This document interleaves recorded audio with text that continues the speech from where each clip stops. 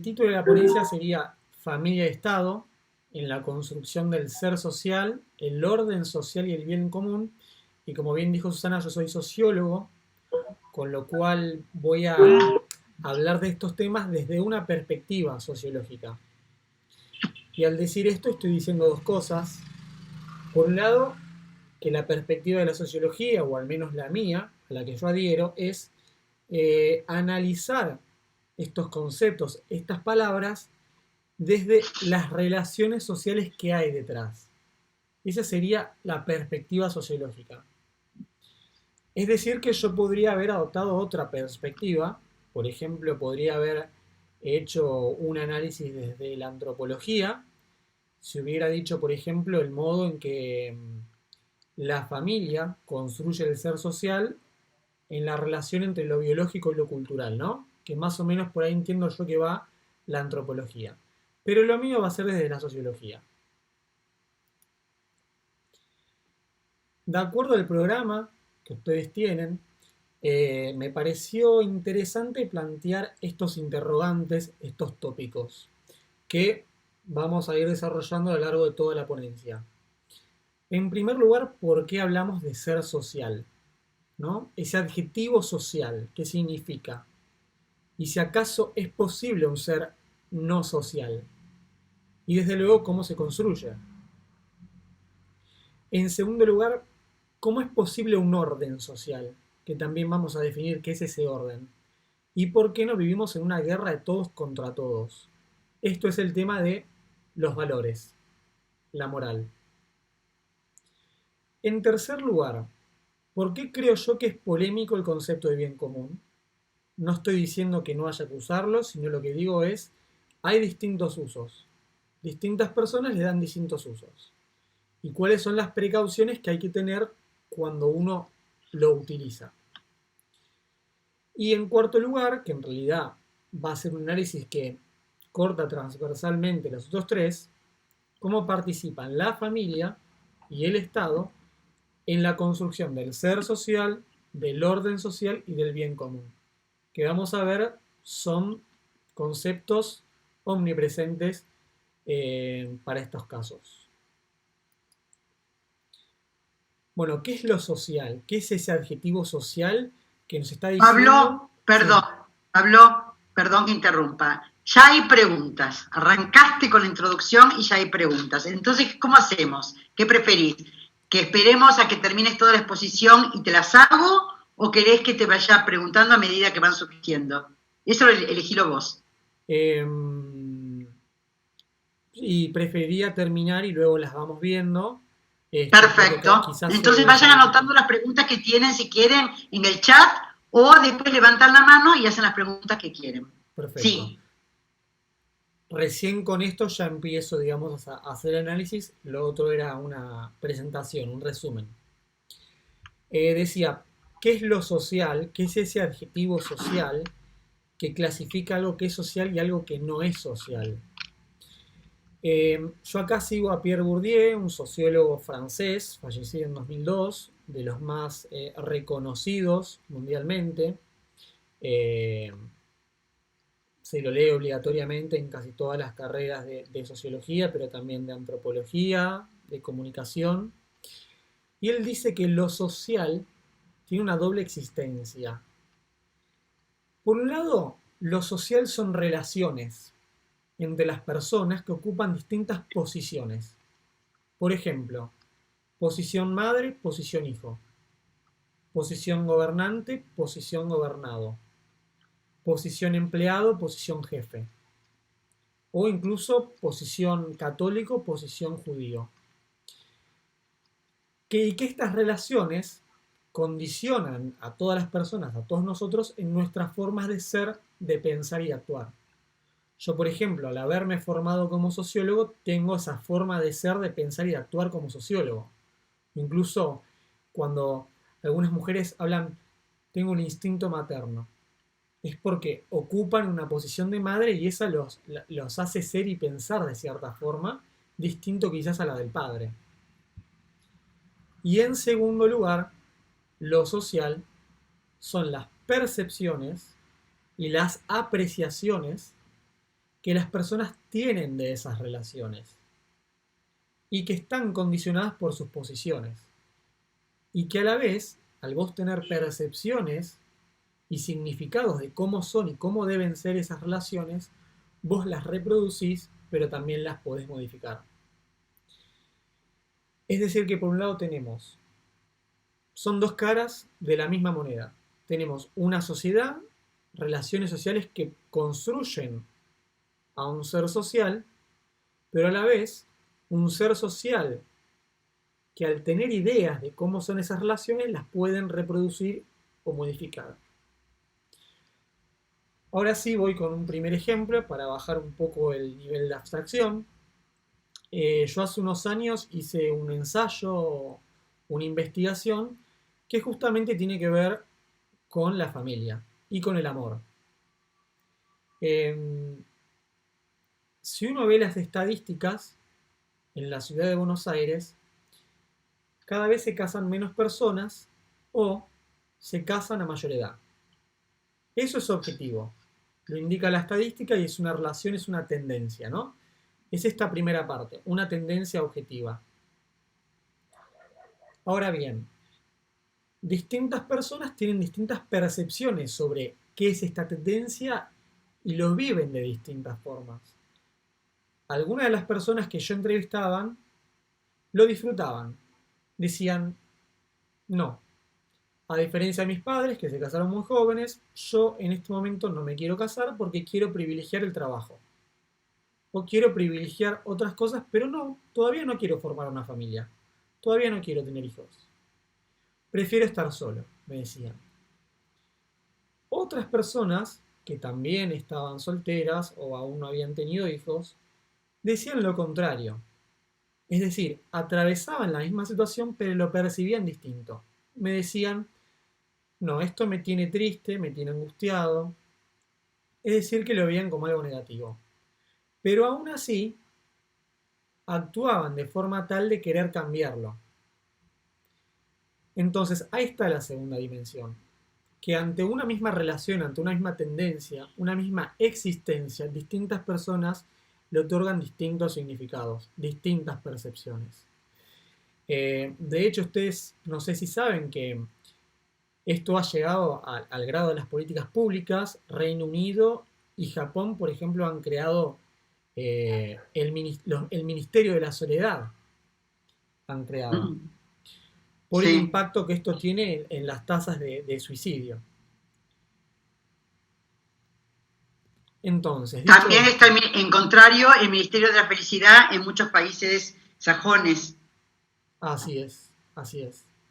Entonces, a ver, para bajar aún más lo que acabas de decir que me parece re importante. Quiere decir que una realidad objetiva se puede observar de diferentes perspectivas, conforme a cómo uno está posicionado frente a esa realidad. Perfecto. Les voy a dar otro ejemplo, quizás más claro, pero más extraño, que en realidad lo dejaba para después, pero viene bien ahora. Supongamos que todos nosotros vemos el cielo, vemos que está oscuro y vemos que sucede algo ahí arriba. Y que además de ver algo por pocos segundos, emite un sonido. Nosotros, todos los que estamos aquí, seguramente por compartir la misma cultura, percibimos que eso es un relámpago, porque tuvo pocos segundos, emitió una luz, tuvo un sonido. Pero quizás si nosotros vamos a una cultura en el impenetrable chaqueño o en una selva, esas personas digan, eso es un llamado de Dios. Es decir que nosotros por nuestra cultura muy científica, muy occidental, damos una explicación de acuerdo a las ciencias atmosféricas. Pero otra cultura puede llegar a percibirlo y a significarlo de otro modo. Ok, o sea que la realidad puede ser resignificada de acuerdo a la cultura y a la educación que uno tiene. Exacto, así es. Entonces, y también me imagino también me imagino que al tiempo en el que vivimos, ¿no? Porque no solo con la cultura, sino al momento histórico. Exacto, eso lo vamos a ver en la placa que le sigue a esta, Gracias. Yo me pregunto si es posible un ser no social.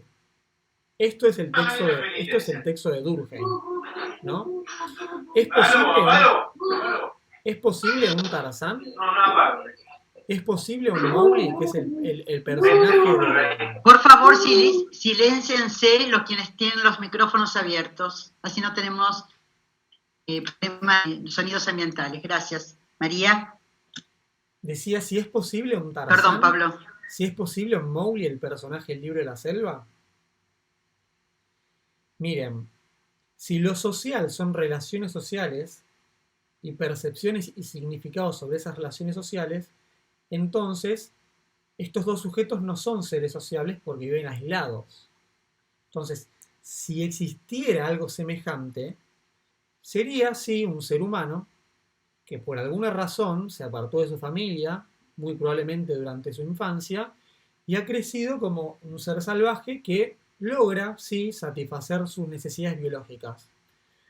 Pero como no entabla relaciones sociales con otras personas y no tiene percepciones sobre esas relaciones, no es un ser social.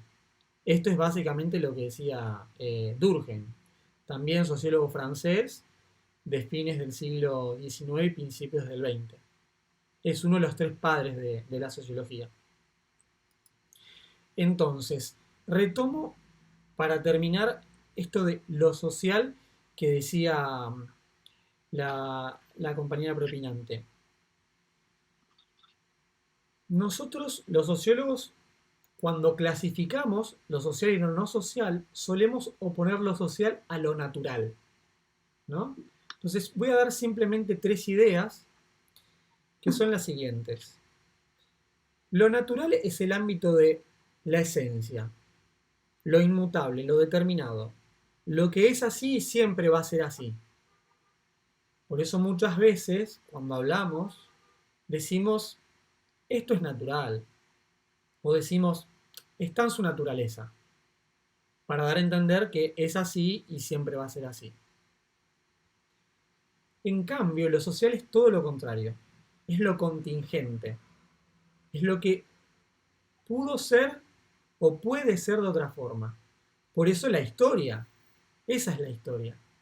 Porque hay un desarrollo que puede ir cambiando a lo largo del tiempo. Y es de lo arbitrario culturalmente. Porque en distintas culturas las cosas se pueden hacer de distinto modo. Lo voy a aclarar con dos ideas más. Es natural que los seres humanos nos tengamos que alimentar. Ahora, no es natural el modo en que lo hacemos. En la cultura argentina nosotros nos alimentamos más con carne que con pescado, por ejemplo. Pero ¿qué pasa en Japón o qué pasa en China? Ellos se alimentan más con pescados que con carne. Vivimos ambos en el mismo tiempo, en el mismo planeta, somos la misma especie, pero tenemos distintas culturas. Y de hecho en Argentina incluso he leído que está disminuyendo el consumo de carne, y no solamente por los precios, sino por ejemplo con el movimiento vegano, o también por hábitos saludables, por el colesterol, por ejemplo. Y lo segundo que me gustaría decir con respecto a esta primera idea es que muchas veces cometemos los riesgos, los prejuicios, las ideas preconcebidas de analizar lo social con las categorías de lo natural. Cuando decimos que tal cultura es mala y siempre va a ser así, y no analizamos las condiciones históricas sociales que hacen que sea de determinada forma. Por supuesto que se puede cambiar, pero claramente que son procesos complejos, difíciles. Pregunta. Es decir, que tenemos una construcción por un lado y lo dado por el otro. Sí, Susi. Perdón. Entonces, quiere decir que lo natural estaría referido en la dimensión biológica, y lo social sería todo lo cultural y toda la construcción que el ser humano hace de acuerdo a lo que va adquiriendo en su vida social. Perfecto. Gracias. Perfecto. Bien. Perfecto. ¿Se va entendiendo todos? Bien, excelente, Pablo. Segunda idea, y acá me voy a meter con el Día de los Animales, justamente hoy que es el Día del Animal. Ay, sí, sí. Pensemos en los animales, en nuestras mascotas. Ellos actúan por instinto. No hacen política, no hacen arte, no crean lenguajes, no comercian y no tienen reglas, no tienen leyes, no tienen valores. Actúan por instinto. Esto también es Durkheim. En cambio, en cambio, los seres sociales, nuestras formas de ser, de pensar y de actuar, están guiadas por dos factores. Una es estos esquemas de percibir el mundo, de cómo es el mundo, de clasificarlo, decir, esto es bajo, esto es alto, esto es una mujer, esto es un hombre, esto es un docente, esto es un alumno. Lo clasificamos y gracias a esas palabras que le asignamos a las cosas, no solamente podemos comunicarnos, sino podemos prever el mundo social, podemos tener expectativas de cómo voy a actuar yo, de cómo va a actuar otra persona. Seguramente nadie de ustedes hubiera esperado que yo dé esta ponencia con un pijama o sin remera, porque tenemos la expectativa de que la otra persona tiene que tener ciertas reglas de comportamiento. Esa es la segunda dimensión, los valores, la moral, que es importantísimo para explicar una sociedad. ¿Tiene que ver con el debe ser? Exactamente, exactamente. Los animales no establecen reglas de cómo deben ser entre ellos. Los seres humanos sí.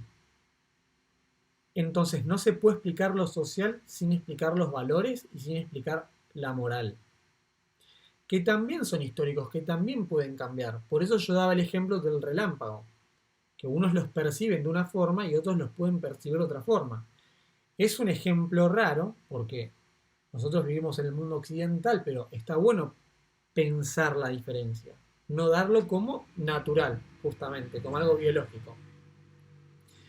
Y finalmente, por eso, lo natural es el ámbito del caos, es el ámbito de la ley de la selva, de sálvese el quien pueda, no hay reglas. Es la supervivencia del más apto. En cambio, los seres humanos, y acá voy al concepto de orden social, vivimos en un mundo que está ordenado. Las percepciones están ordenadas. Nosotros no pensamos cualquier cosa. Por eso todos coincidiríamos en que lo que vimos ahí arriba fue un relámpago.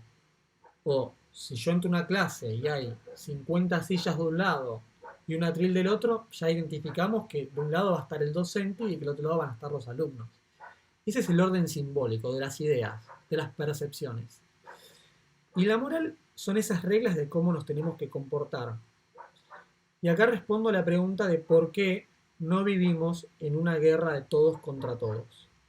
¿Qué quiere decir esto? Por ejemplo, yo esta noche tengo que satisfacer tanto mi deseo de alimentarme como mi necesidad biológica. Pero no voy a robarle la comida al vecino para satisfacer esa necesidad. Porque me enseñaron que yo tengo que trabajar, que esforzarme, que conseguir mis propios recursos o tener una huerta, tener un salario y con eso conseguirme mi propio alimento. Por eso no estamos en una guerra de todos contra todos y por eso si tenemos diferencias, la mayoría y en la mayoría de los casos la resolvemos hablando y no a través de la violencia. Y acá empezamos a pensar el tema de la familia y el tema del Estado.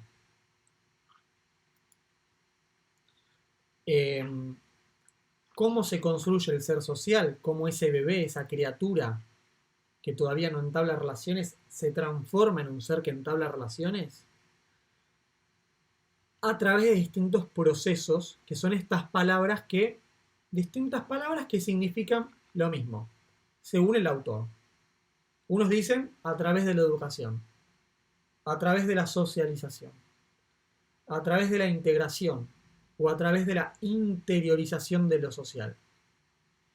¿Y esos procesos dónde ocurren? En la familia y en el Estado.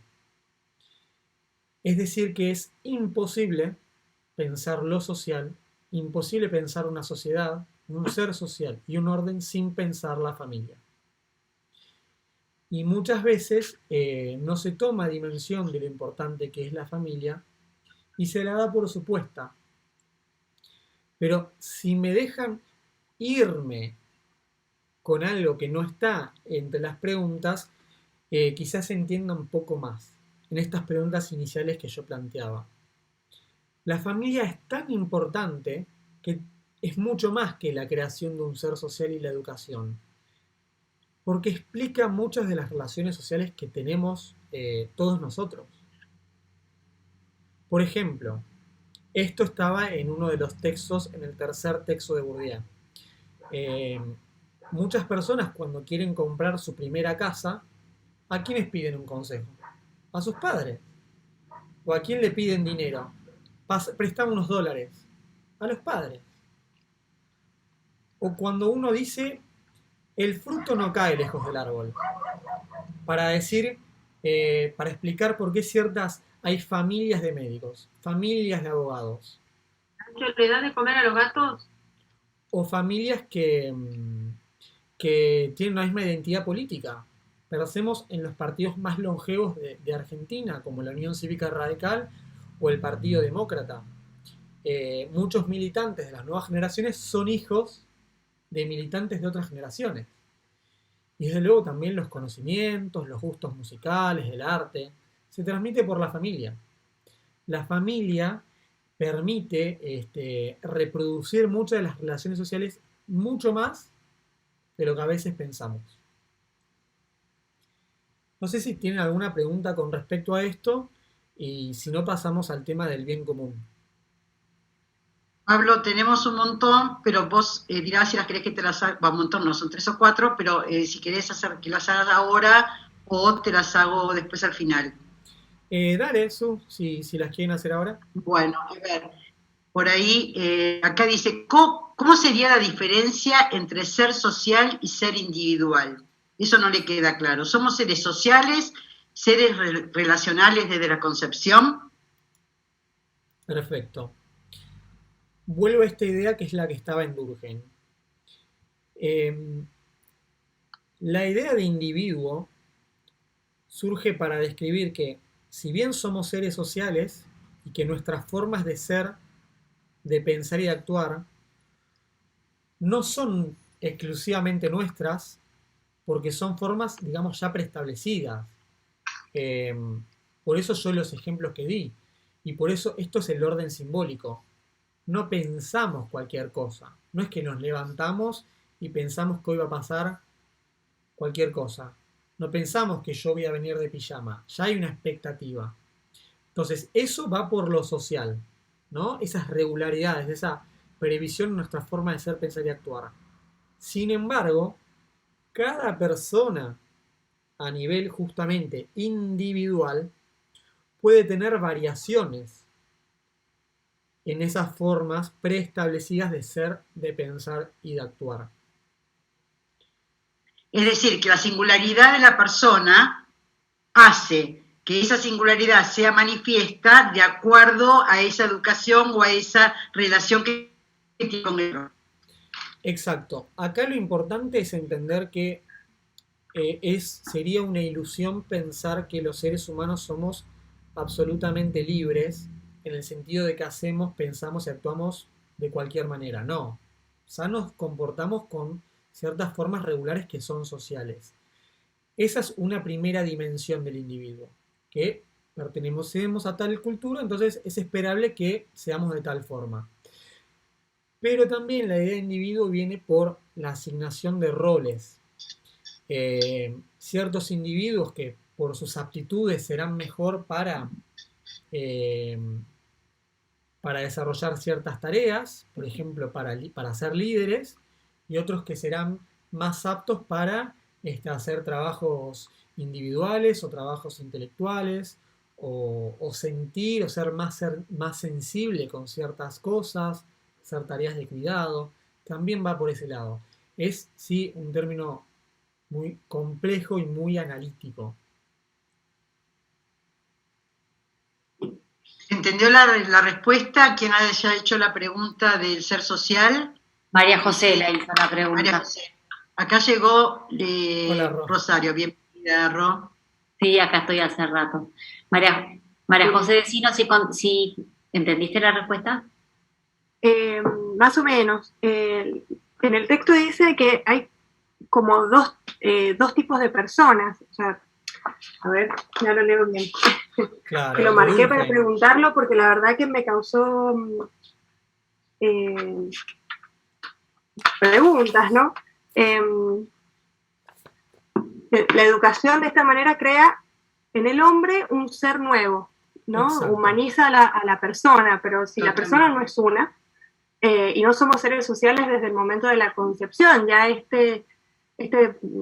la relacionalidad está dada desde ese momento, entonces un bebé sonríe a la sonrisa de la mamá, ¿no? Ya desde el nacimiento. Con pocas semanas puede comunicarse. Esa dimensión comunicativa es la que por ahí yo no puedo separar de la persona, no es que tenemos dos seres, habla acá. El ser individual y el ser social. Es como que yo no los puedo separar, entonces los son distingo, dos caras de la misma moneda. pero en el mismo ser. Exacto, son dos caras de la misma moneda. Son, digamos, claro. Son palabras analíticas, pero no... Quiere decir que están en ambos, están en el mismo cuerpo. Es la evolución de la persona va evolucionando, va creciendo, y a medida que va creciendo y va estableciendo nuevas relaciones, se va transformando. Uno no es la misma persona que hace 10 años atrás. Exacto. Que pasan cosas, suceden cosas, me relaciono, y no todo el mundo es igual frente a todos. Uno es quien es frente a quien tiene enfrente, ¿se entiende? Tiene que ver entonces con las ser social. percepciones. La persona es constitutivamente o ontológicamente un ser individual, pero se va transformando y va evolucionando a medida que va interactuando con el otro. Se va retroalimentando de esa relación. Si nosotros a los 30 años, frente a una situación determinada, actuamos y reaccionamos o nos comportamos de la misma manera que cuando teníamos 10, hay algo que no anduvo, no hubo un proceso de crecimiento evolutivo o no hubo un proceso de aprendizaje. ¿Está bien, Pablo, lo que digo? Sí, sí, sí. ¿Se entiende? Sí, ahora sí, ahora sí. Lo entiendo como distinguiéndolo, pero no separándolo, digamos, de la O sea, si vos, como dice él, la cara es lo mismo de dos caras. Vos agarrás una moneda de 10 pesos, la mirás de un lado un escudo y del otro lado la cara de un prócer. Vos la estás mirando de caras diferentes. La moneda sigue siendo la moneda de 10 pesos. Claro, sí. Me causaba dudas. También este concepto del que habla de tabla rasa, ¿no? De que la educación actúa sobre en presencia de una tabla casi rasa, dice. Una tabla rasa, exactamente. Este es un texto de fines del siglo... Pablo. Es un texto de fines del siglo XVIII, perdón, siglo XIX. A mí me pareció interesante porque este es uno de los padres de la sociología. Obviamente luego fue superado en algunas cosas y en otras ratificado. Pero este es un texto que se da, es de cabecera, es un clásico para entender este tema. Por eso la idea de la ponencia es justamente ordenar y hacer algunas aclaraciones de que obviamente esto tiene cosas que se han tomado y cosas que no. Y lo de la tabla rasa tiene que ver con el proceso de dominización. ¿Sí? O sea, uno nace como si fuese un diamante en bruto y a medida que va viviendo y va adquiriendo, se va relacionando, se va interactuando, es como que uno va tallando la personalidad de esa persona. ¿Se entiende? Tiene que ver con esto. En un momento de la película, Tarzán se encuentra con seres socializados y empiezan a entablar relaciones, lo empiezan a vestir, lo empiezan a educar, le enseñan ciertos valores, y bueno, ahí se va transformando. Esa tabla rasa empieza a llenarse de contenido social. Claro. Claro. Bien, Me parece- sigamos porque si no se nos va a cortar el tiempo. Creo que Rosario tiene otra pregunta. Sí, Vanessa está consultando. Pablo, ¿es posible el ser no social? Claro, Me parece interesante el planteo. esto es lo que decíamos antes. No. Sí, Mm, ¿Es posible si una persona se perdiera cuando es niño en una selva, en un bosque, y por alguna razón que no sabemos, logra satisfacer sus necesidades biológicas? ¿Por qué decimos que no es social? Porque no entabla relaciones sociales con otras personas ni percepciones sobre cómo son y cómo deben ser esas personas.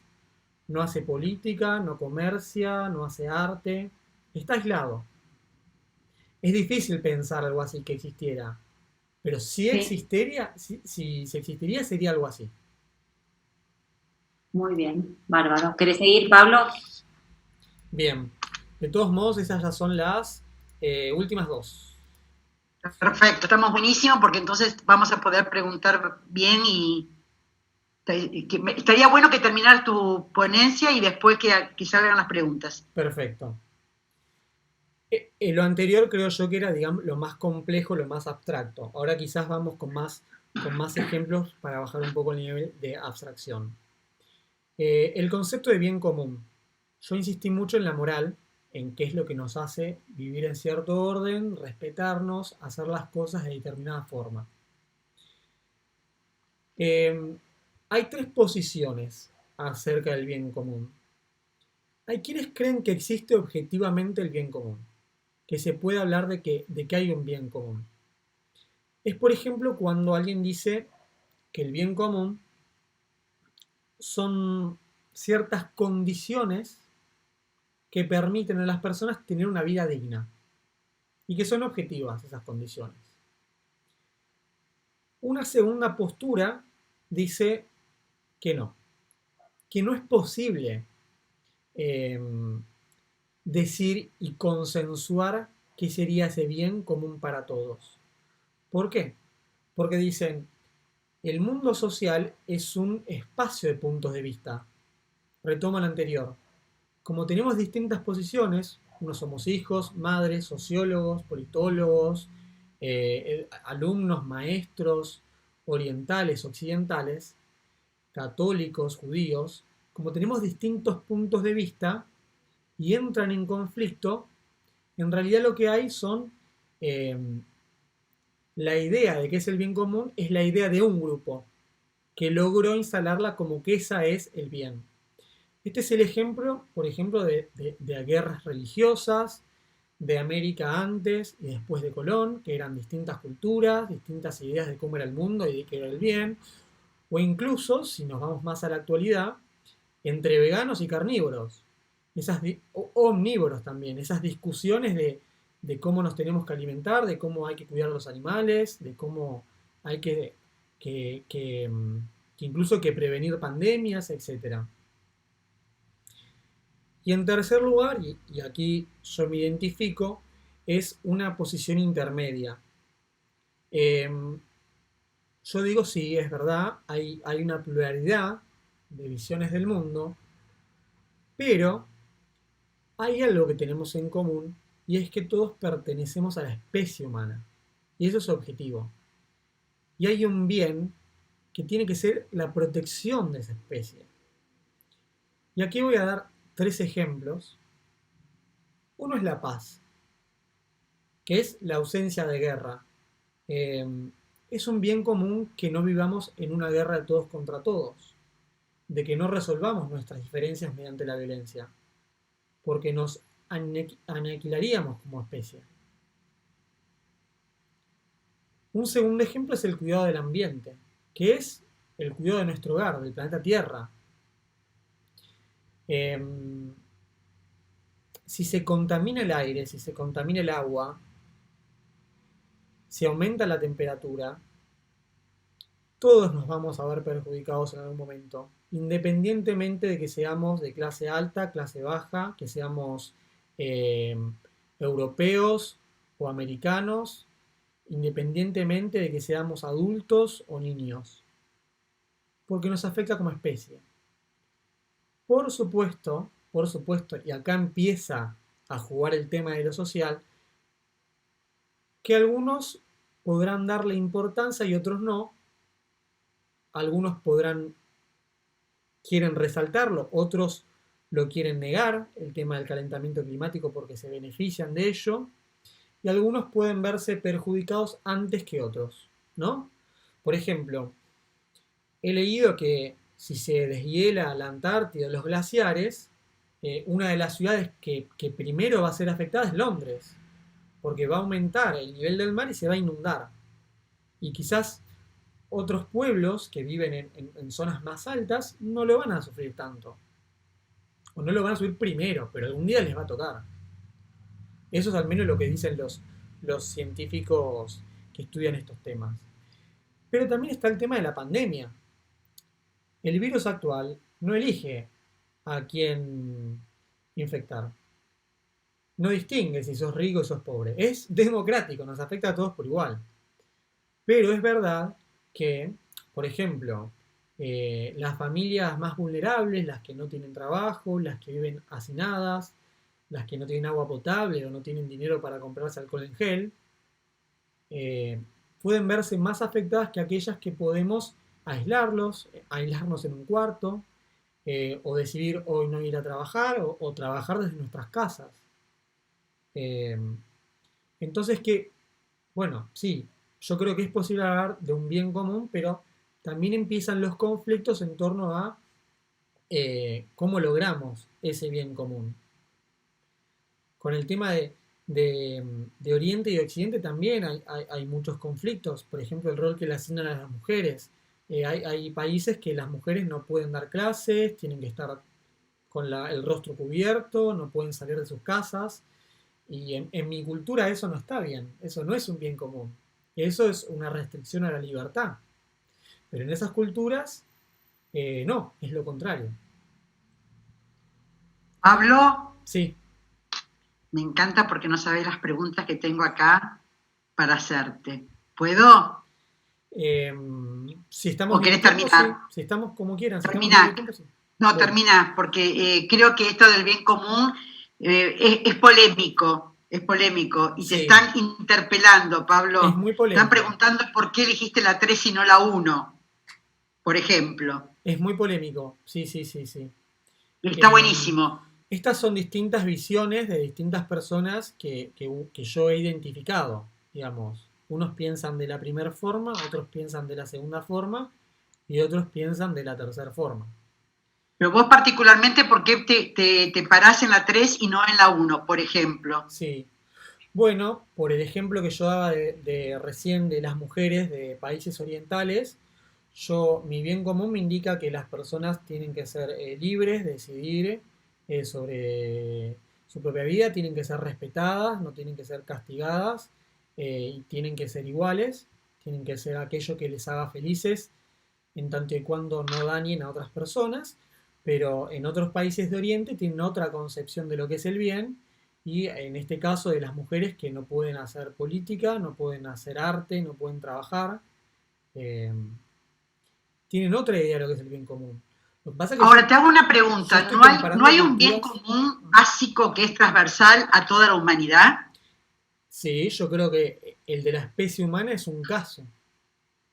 La paz, el cuidado del ambiente, el respeto por la dignidad de la persona, la lucha contra la pandemia, yo creo que son bien común. Por eso mi postura no está alejada de la primera. Yo lo que hago es una aclaración, que otras personas Bien. tienen otra idea de bien común, distinta a la mía. Perfecto. Acá también preguntan en Milagros, y si amplía el Milagros si querés, dice, entonces la posibilidad de enfrentarnos a la aniquilación de la especie nos une en el bien común. Exacto, así es. Refiero a que, perdón, profesor, me refiero a que solamente no hay un motivador desde el bien, desde lo bueno del ser humano, solamente cuando nos enfrentamos a una posibilidad de extinción, de peligro, es donde nosotros nos podemos unir. No, nadie evalúa esa posición desde lo bueno de ser humano.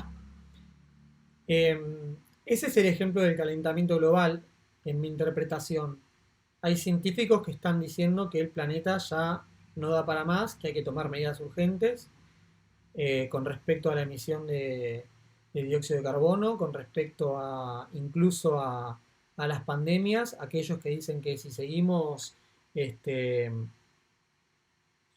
con esta alimentación carnívora de que se juntan muchos animales, pueden surgir nuevas pandemias. El tema es que hay textos muy interesantes escritos y muy actuales. A pesar de estas advertencias de que hay que hacer algo con respecto al calentamiento climático, el efecto invernadero, hay otros países que se niegan a tomar medidas al respecto y hubo presidentes que negaban el calentamiento climático. Decían que no era verídico. Y ciertas empresas que se ven beneficiadas por ello. Ciertas industrias que lo pelean, que no quieren, digamos, dejar de emitir esos gases. No sé si eso responde a tu pregunta. Milagros. Sí, en parte. Lo entiendo lo que me dice de toda la maquinaria económica que se opone a esta realidad del calentamiento global, pero sí, históricamente, por ejemplo, no sé, por ahí por falta de lectura me pasa, si hay un motivador que haya llevado a esta indagación en lo profundo de la sociedad, a ver si es que hay un bien común, no enfrentándonos a un peligro, ¿no? Tenemos el riesgo de quedarnos sin planeta o de que la pandemia nos aniquila a todos. Nunca hubo, el hombre nunca se planteó que podíamos llegar a alcanzar un bien común sin tener una situación catastrófica de frente. Así es como una tendencia natural. Claro. Pero de hecho, fíjense que ahora con la pandemia nos está pasando, tenemos promedio 400, 500 muertos por día acá en la Argentina, y sin embargo nuestros comportamientos no son los esperables, ni son los solidarios, ni son los que deberíamos asumir para poder detener esta pandemia, que la vemos como que está ocurriendo fuera de nosotros, y sin embargo no tomamos la conciencia de que nos afecta directamente y va a depender de nosotros pararla o no pararla. Exacto. Y sin embargo los comportamientos siguen siendo, en mucha gente, los equivocados. Ahora, con respecto a lo que decía recién Pablo, a los intereses económicos, esta pandemia es un fiel reflejo de lo que prevalece, si es la salud y la felicidad y la existencia de la humanidad y sostenida en el tiempo, o los intereses económicos. Y hacer conjugar las dos cosas es muy difícil. Exacto. Y hay dos bibliotecas muy específicas sobre el tema y que es muy difícil el diálogo. Y de hecho lo estamos viviendo en carne propia. Yo creo que para entender esto que está explicando Pablo, nada mejor que referirnos a la pandemia. Es un escenario que nos demuestra que hacia dónde tenemos que ir, hacia dónde estamos parados, qué es lo que hacemos, y ni siquiera nos podemos sentar a dialogar. Pero déjame responder algo con respecto a la pregunta anterior. Sí, por supuesto. Corremos el riesgo de pensar, de responder esa pregunta con las categorías de lo natural, cuando la tenemos que responder con las categorías de lo social. Entonces, yo no puedo responder si hay una naturaleza de lo que es el bien común, porque eso sería una pregunta filosófica, de especulación, no sociológica. Porque la sociología estudia las relaciones que hacen que sea de determinada forma. Y porque además, yo empíricamente, la sociología es una ciencia que trabaja con hechos, con observaciones, con experimentos, no trabaja con especulaciones como hace la filosofía, no podríamos responder eso, porque empíricamente, ¿cómo haces una investigación que te demuestre eso? A lo largo de toda la historia que siempre hubo una tendencia a pensar de esa forma. No se puede en la investigación sentarnos y comprobar eso. Lo que yo digo es que, por eso es tan difícil a veces pensar lo social, con las categorías de lo social, porque como todas las personas que yo tengo a mi alrededor piensan más o menos como yo, porque pertenecen a mi misma cultura, pueden haber variaciones, yo ya doy por supuesto que esto es el bien. Pero si nos vamos a otras culturas, a otras comunidades, y esto, la comparación es el método justamente de la antropología, nos damos cuenta que, esto puede ser otra forma. Pero es muy difícil porque hasta que no comparamos con algo que es muy distinto no nos damos cuenta. Pablo, seguí porque nos quedan 15 minutos y después nos va a quedar 15 para las preguntas. Perfecto. Por favor.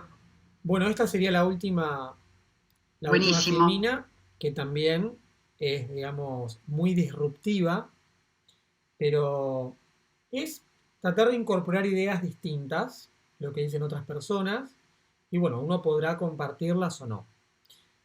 Como conclusión, no se puede pensar lo social sin pensar la familia y el Estado, porque ambos producen y reproducen ese ser biológico, pero también ese ser social. En segundo lugar, ¿por qué yo hablo de familia y Estado? Porque ambos son relaciones sociales también. El Estado no es un sujeto, por eso yo y muchos otros autores estamos en desacuerdo cuando se dice que el Estado hace tal cosa, o el Estado no debe hacer tal cosa. Porque se piensa el Estado como si fuera un sujeto, o una sola cosa. Porque recordemos que el Estado es poder legislativo que se enfrenta al ejecutivo y al judicial. Hay muchas personas de adentro que están ahí en conflicto. Entonces, ¿qué es el Estado? No es un sujeto que toma decisiones y son así, sino que es un espacio de relaciones sociales entre distintos grupos. Y esos grupos a veces son familias, que compiten entre sí para definir a través de las políticas cómo debe ser y cómo debe ser el mundo social. Pensemos los debates de las leyes, que a veces causan tantas divisiones.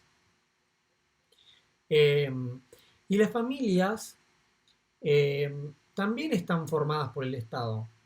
Yo hace poco, haciendo los trámites para la ciudadanía italiana, me encontré con la libreta de casamiento de mi abuela. Y decía un artículo de una ley del Estado, decía que, más o menos decía que la mujer tiene que asistir en todo momento y apoyar al hombre y, bueno, unas cosas más. A lo que voy es que el Estado educa a las personas para que se formen familias. Tiene políticas para apoyar a las familias. Sí, son dos cosas distintas, pero el límite a veces, no siempre, a veces es difuso, porque el Estado también son familias que tratan de definir políticas. Y desde este punto de vista, es como preguntarse por el huevo y la gallina, ¿por quién está primero? ¿Por qué? Porque vuelvo a lo anterior, porque nuestras formas de ser, de pensar, actuar, ya están inculcadas por la escuela, que es el Estado. Por eso en uno de los textos el ejemplo era el del calendario. Que estemos en 2001 es para la cultura argentina, católica. Nosotros el 31 de diciembre celebramos la llegada del año nuevo para el primero, pero tengo amigos que viven geográficamente muy cerca que no lo festejan porque son judíos. Y eso es el Estado. Eso es una visión entre tantas visiones que a través de la educación, a través de las leyes, logró ser la primera, la dominante. Y nosotros, a través del tiempo, las familias organizan muchas actividades. Yo con mi familia almuerzo los domingos. ¿Y por qué los domingos y no el lunes? Porque el lunes se trabaja y hay una ley de descanso dominical que fue dictaminada por el Estado y que organizó el tiempo de la familia. ¿O por qué no vamos de vacaciones en enero con la familia? Yo siempre con mis padres me iba en enero o en febrero. Bueno, porque el Estado decidió que los colegios iban a estar cerrados en enero y en febrero. Entonces, ahí está el Estado cómo va facilitando, cómo va ordenando la vida familiar. Va regulando. Exacto. Y va por regulando, último, porque acá están preguntando, perdón, y ahora le vamos a dar la palabra a Néstor, que no lo vi, dice que está levantando la mano, porque acá preguntan, ¿pero es la familia la primera educadora de las personas? Claro que sí. Lo que está significando Pablo es que el Estado regula las relaciones interpersonales, marca el orden social en la cual las exacto. familias se va acomodando. La familia acomoda el orden social micro, la familia, el núcleo, ¿sí? Por eso después vamos a ver en la unidad 2 el aporte de la familia al capital social. Es decir, uno tiene la sociedad que tiene porque es el fiel reflejo de lo que es la familia. La pluralidad de familias hacen que la sociedad sea como sea. ¿Se entiende? Lo cual no implica, y concordamos, obviamente, porque es, digamos, la columna vertebral de nuestra carrera, que la familia es la primera escuela, digamos, transmisora de cultura y transmisora de valores y formadora de personas. Y esa persona, ese niño que se está formando en un seno familiar, va a ser el adulto de mañana y su comportamiento adulto lo va a demostrar, va a llevar ese bagaje que pudo adquirir durante su niñez y su crianza. ¿Se entiende cómo es digamos, la línea conductora? Vamos de lo micro a lo macro. Néstor, vos querías preguntar algo. Sí, Pablo, yo tenía una cuestión acá que por ahí la planteaste y a mí se me escapa. Nosotros vamos a trabajar con familia, ¿verdad? Sí. En nuestra futura profesión. Y yo entiendo el planteo, por ejemplo, me resultó muy práctico el planteo de las relaciones objetivas y las subjetivas, que vamos a tener que estar muy atentos frente a una familia que viene con una cuestión determinada. Pero se me mezcla, nosotros estamos planteando una mirada social, ¿verdad? La familia es más que una sociedad, es una comunidad. Entonces ahí hay una serie de parámetros que no los tenemos en cuenta a nivel social. Porque, por ejemplo, cuando miramos la cuestión del bien común desde un punto, ahí entran valores que no estoy hablando solo, estoy hablando del punto de vista cotidiano. Entran valores que en lo social están muy complicados. La verdad, la justicia, el amor. Y nosotros en realidad vamos a tener que lidiar con miradas subjetivas que van a estar cargadas de esto. Sí. No sé si me explico. O sea, ¿cómo? Porque, por ejemplo, cuando se habla de integración lógica e integración moral, ¿no es cierto que Durkheim plantea que, bueno, ahí me quedó medio confuso, porque en el texto que estábamos leyendo, por un lado decía que la moral se ocupa el Estado y la lógica las relaciones en el mundo de lo social, pero después en otra parte dice que el Estado se ocupa de las dos. Sí. Pero más allá de esa duda mía, ¿no? Y cierro con esto. En la familia, ¿no es cierto? ¿Cuál sería, te parece? Porque inclusive cuando vas al campo de lo político, que vos tenés experiencia en eso, y yo no, entonces capaz que me equivoco, pero es muy difícil escuchar hablar de políticas familiares.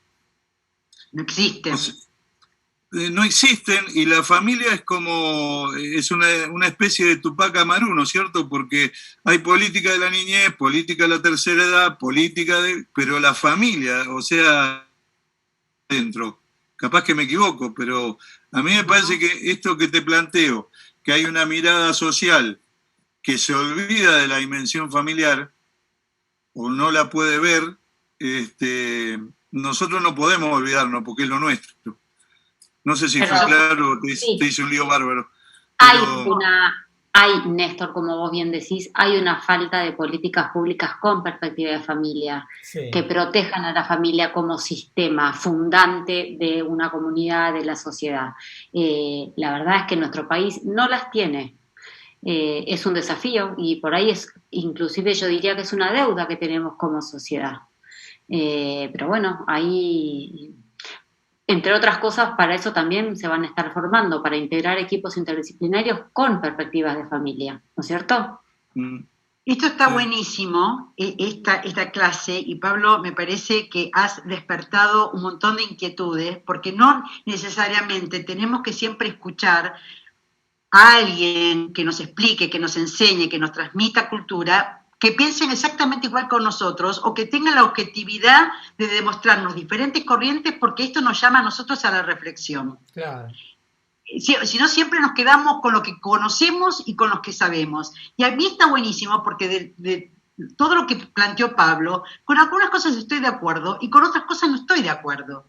Pero eso me hace a mí, a Susana, a posicionarme en convicciones y a pensar en aquellas que, mira, a ver qué pasa con esto. Vamos por otro lado para ver si le encontramos la vuelta. No necesariamente siempre tenemos que escuchar lo que queremos escuchar. Está muy bueno escuchar objetividades y está muy bueno escuchar personas que no opinan como nosotros, en algunas sí, en otras cosas no, más o menos, porque eso forma parte del crecimiento, no solo personal, sino del crecimiento profesional, porque nunca vamos a saber a quién tenemos enfrente de nuestro escritorio para poder ayudar, para poder orientar. Entonces, tener diferentes miradas sobre una misma realidad enriquece. ¿Se entiende lo que estamos diciendo? Y coincido plenamente, y por eso con Rosario hicimos la maestría, y Pablo es testigo de que hemos tratado de instalar el tema de familia en la agenda pública, porque la familia no es central como nosotros entendemos que debería estarlo dentro del Estado, dentro de la política. ¿Sí? Entonces, para eso nos tenemos que preparar también.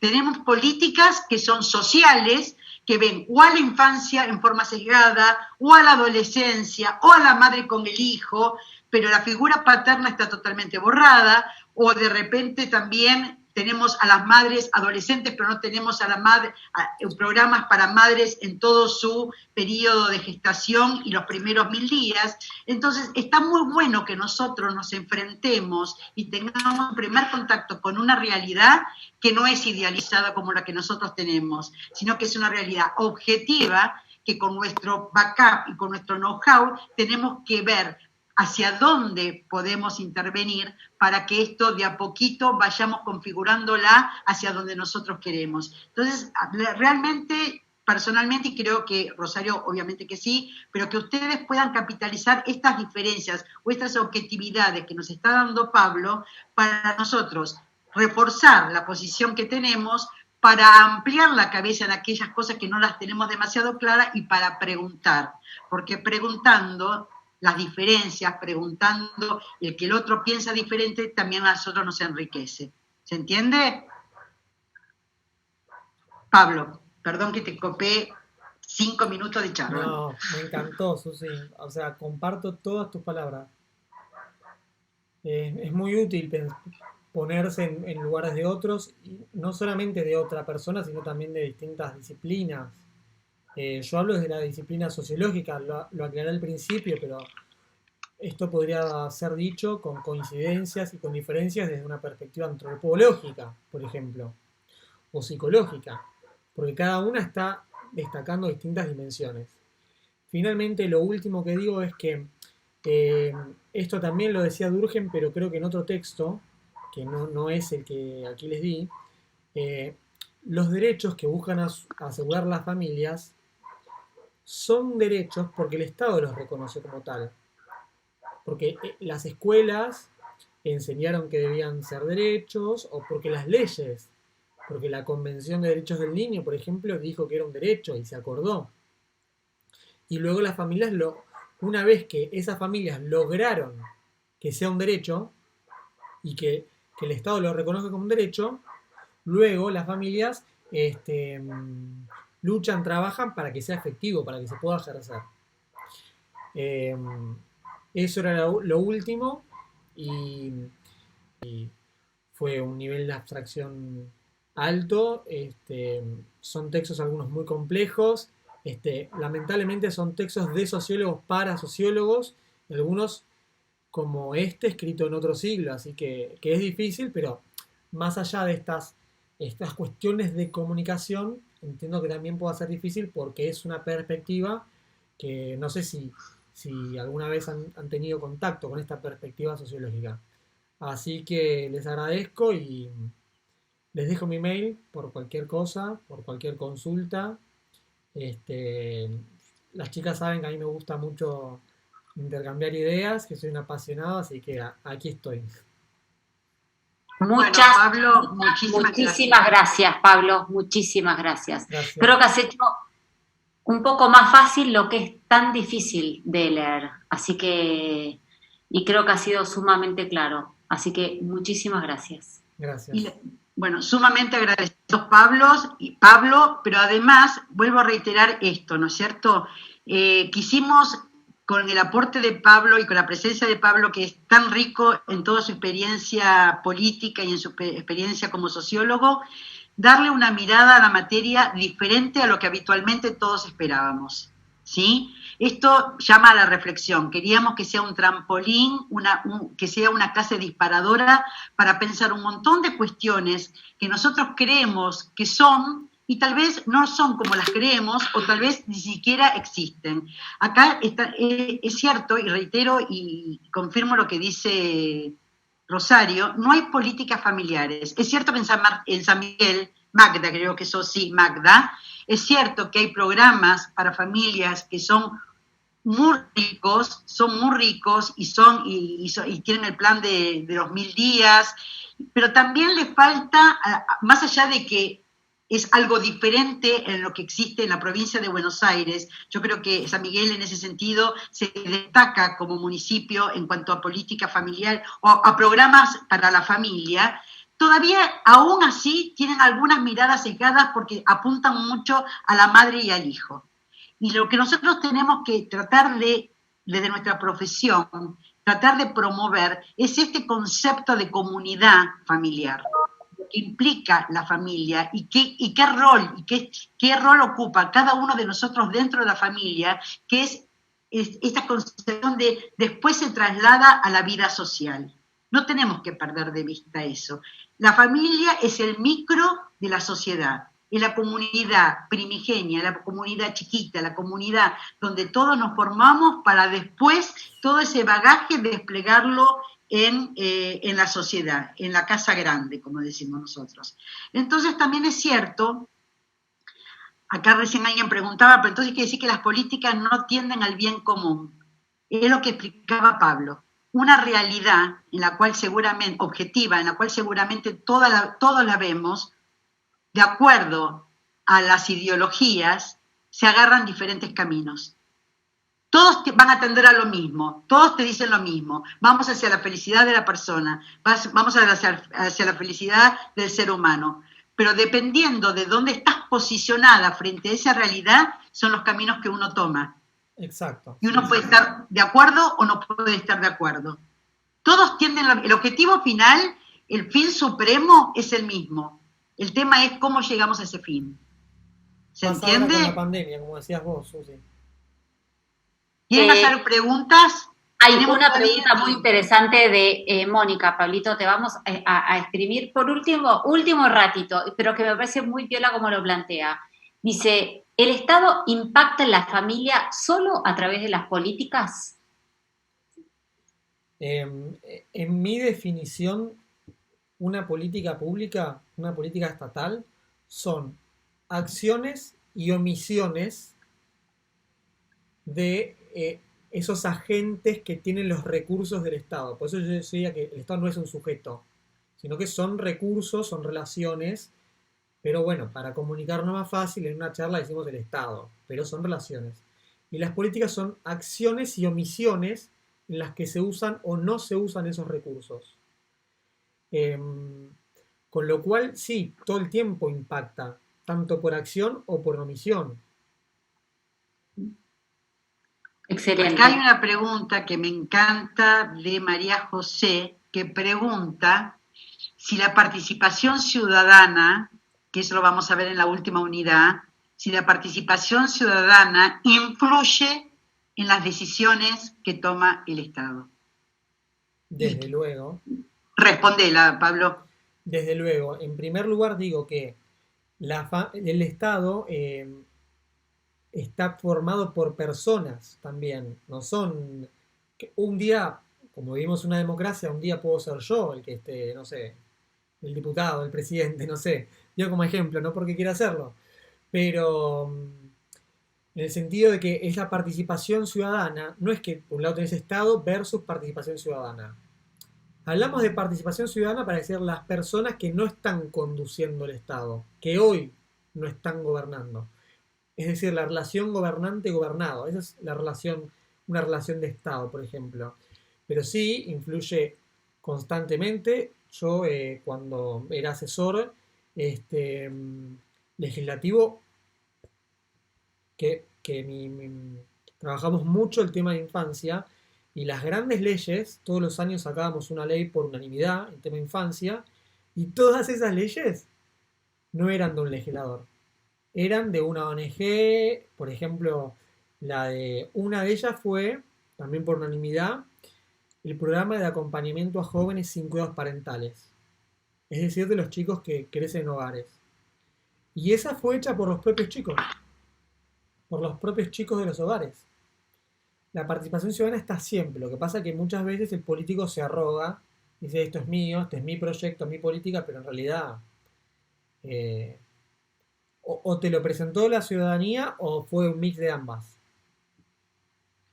Yo creo que después de 30 y pico de años de democracia, en la última década hay un inicio, ¿no? Una promoción de la participación ciudadana para apoyar proyectos que nos gusten o proyectos que no nos gusten. No vamos a entrar a definir cuál es uno y cuál es el otro, pero que tienen mucho peso,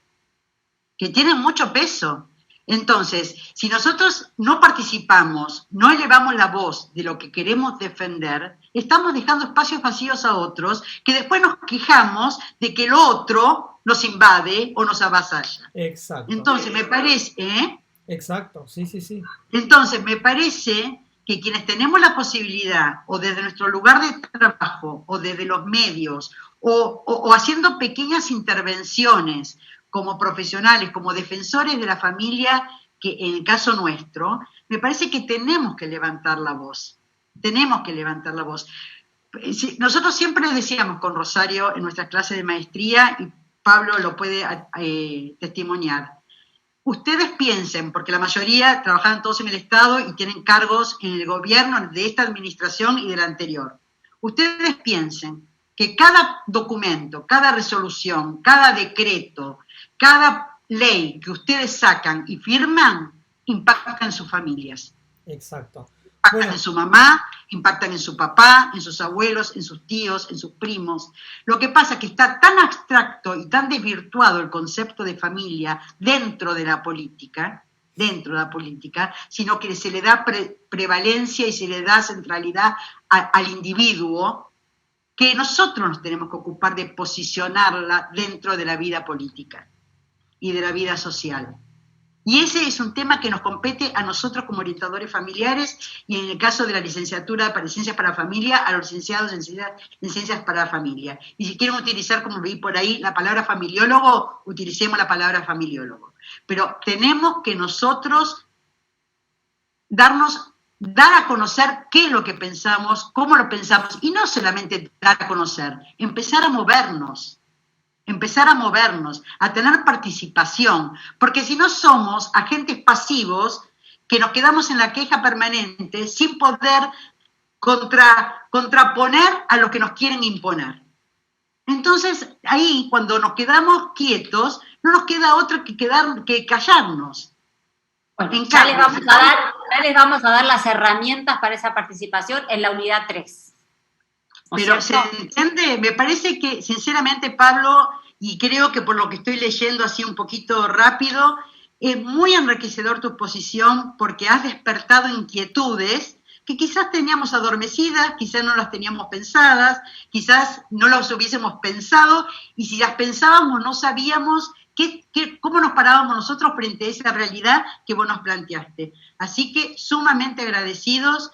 No queremos, estaba previsto hasta las 8:15, y somos queremos ser respetuosos del tiempo de ustedes y de Pablo. Sí, yo le quiero dar lugar a Florencia y a Débora como última, una consulta que sea una pregunta concreta, y en todo caso una respuesta de Pablo bien concreta. Si Pablo puede, Florencia, excelente.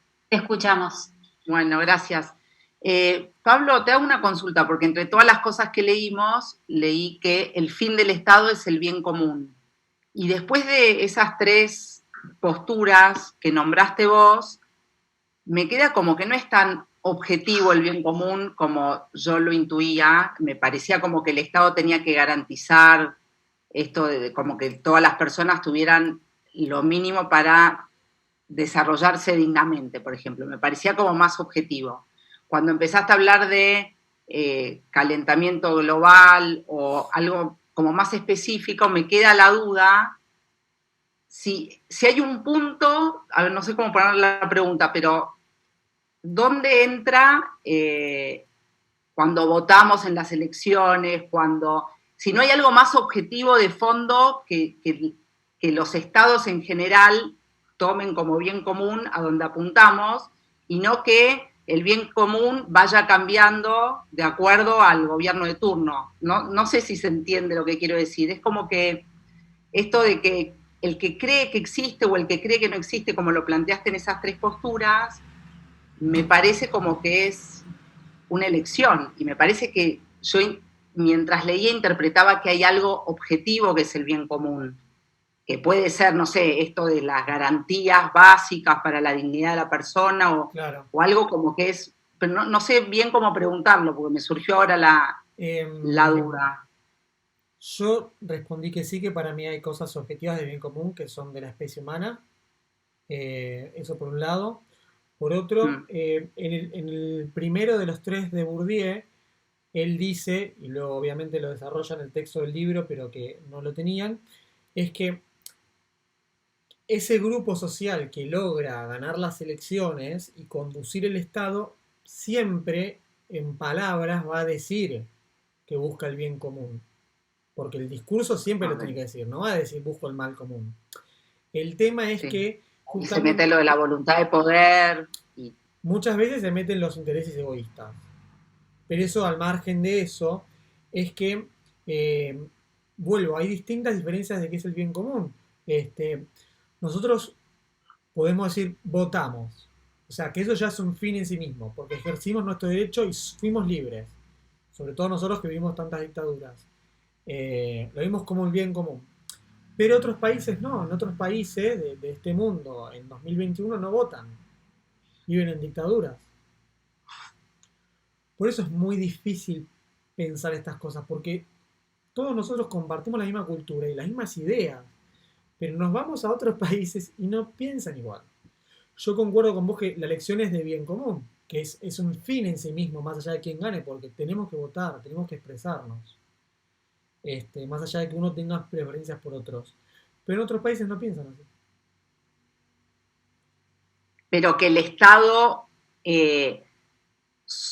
como que, independientemente de que sea a través de una dictadura o un gobierno tirano o en la democracia, por lo menos hay un speech en el gobierno dictador que es el del bien común, digamos. No hay algo que se pueda abstraer como que es un bien común objetivo para los humanos. Bueno, vos dijiste la paz. La paz, el calentamiento, el cuidado del medio ambiente y la pandemia. Esas son mis interpretaciones. Pero hay otros que no piensan como yo. Y bueno, lo vamos a ver. A ver, Florencia, es lo que hablábamos antes. Es imposible la definición objetiva, porque después en cada ley, en cada normativa, en cada política pública está teñida de la subjetividad, está teñida por la ideología. Entonces, lo que para vos puede llegar a ser un bien común, no lo puede hacer para otro. Y no estoy hablando de Occidente y Oriente, estoy hablando de Argentina, países de Argentina de frontera para adentro. Si querés, de provincia de Buenos Aires para adentro, de capital para adentro, digamos. Vos fíjate que una avenida nos separa de lo que es Cava y provincia, y qué diferentes ideologías y subjetividades hay en cada decisión que se toma. Entonces, hay una transversalidad que se me ocurre que deben ser las necesidades básicas que debe proveer el Estado, creando condiciones para que la persona se pueda desarrollar. Pero de ahí para arriba o de ahí para abajo, ponerlo donde quieras, me parece que es una conjugación de subjetividades que es muy difícil de definir y de determinar. Okay. ¿Se entiende? Sí. Es muy complejo el tema, Sí. es muy complejo el tema y es muy complejo las políticas públicas y la gobernanza. Uno desde afuera, y no es porque nosotros con Rosario seamos expertas, porque nosotros lo estudiamos, Pablo lo puede decir desde adentro, uno por afuera lo ve desde un lugar y critica, protesta, ve, mira lo que dice, mira lo que hace, mira. Pero hay que estar adentro, porque buscar el equilibrio para que nadie salga perjudicado o para que todos salgan beneficiados es muy difícil. Cuando apuntás a algo se te desequilibra lo otro. Sí, Cuando pero el apuntás a tema lo que otro, también, perdón, que el tema que también es como, hay una parte donde citan a Santo Tomás que dice el bien común prevalece sobre el privado. Si el bien común es tan subjetivo y tan según quien lo vea, ¿cómo se hace para que prevalezca sobre el privado? Es como... es lo que nos pasa. Como una contradicción. Claro, y bueno, pero que es así. Lamentablemente, sí. Ahí hay un ejemplo que el hombre se no se puede abstraer de lo que piensa en lo particular y lo lleva a la esfera política y lo lleva a la esfera pública. ¿Se entiende? No quiero ser bajón, aclaro que no quiero ser, pero es una realidad. ¿Pero qué es una realidad? Es muy difícil abstraerse. Nosotros como orientadores familiares pensamos de una manera y no todo el mundo lo entiende, la manera que nosotros pensamos. Nosotros defendemos a ultranza a la familia. Hay otros que viven en familia, pero no la defienden como la defendemos nosotros, porque no la pueden entender desde la mirada nuestra. ¿Se entiende? Sí, sí. Gracias. ¿Alguien quiere hacer alguna otra pregunta? Tenías una más, Rosario, me parece. Está Débora, que levantó la mano, yo diría que la sería la última porque ya se corta. Si no, Pablo responde y cerramos acá. Perdón, quiero declarar, hay un montón de preguntas, las vamos a bajar, se las vamos a pasar a Pablo y Pablito, que es un amor de persona, aparte de ser sociólogo, las va a responder, ¿sí? Gracias.